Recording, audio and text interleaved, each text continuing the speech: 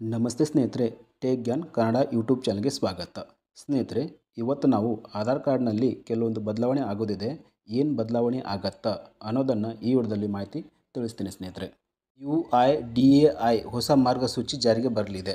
ಸ್ನೇಹಿತರೆ, ಇನ್ನು ಮುಂದೆ ಆಧಾರ್ ಕಾರ್ಡ್ನಲ್ಲಿ ತಂದೆಯ ಹೆಸರು ಅಥವಾ ಗಂಡನ ಹೆಸರು ಕಾಣಿಸುವುದಿಲ್ಲ. ಅಂದರೆ ಆಧಾರ್ ಕಾರ್ಡ್ ಮೇಲೆ ತಂದೆಯ ಹೆಸರು ಅಥವಾ ಗಂಡನ ಹೆಸರು ಕಾಣಿಸುವುದಿಲ್ಲ.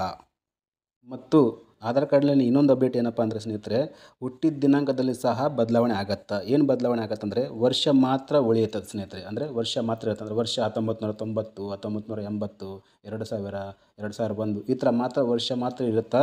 ಅದಾದಮೇಲೆ ದಿನಾಂಕ ಮತ್ತು ತಿಂಗಳು ಏನಿರ್ತದೆ ತೆಗೆದಾಗ್ತದೆ ಸ್ನೇಹಿತರೆ. ಅಂದರೆ 1/1/1990 ಇದ್ದರೆ ಸ್ನೇಹಿತರಲ್ಲಿ 1990 ಮಾತ್ರ ಶೋ ಆಗುತ್ತೆ.